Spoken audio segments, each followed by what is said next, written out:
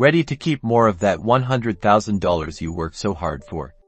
Let's dive into how you can legally lower your tax burden.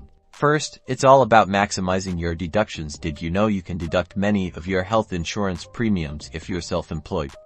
Also, don't forget about self-employment taxes. You can deduct 1/2 of those. Think about your home office if you qualify. That can open up significant deductions for rent, utilities, and even internet.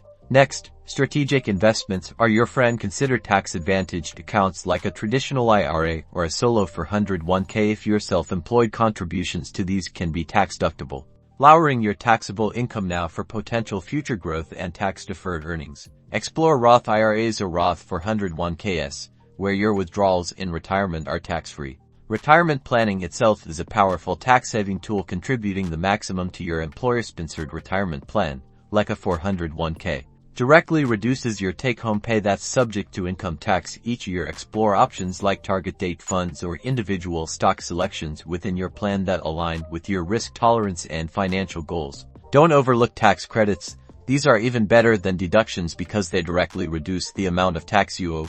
Dollar for dollar common credits for individuals at your income level might include the child tax credit, education credits if you're pursuing further learning, or credits for energy-efficient home improvements. Always research what credits you might be eligible for. Finally, meticulous record keeping is crucial. Keep organized receipts and documentation for all your potential deductions and credits. Consulting with a qualified tax professional who understands your specific financial situation can provide personalized strategies to further optimize your tax liability. Stay informed and take control of your finances for a more secure future.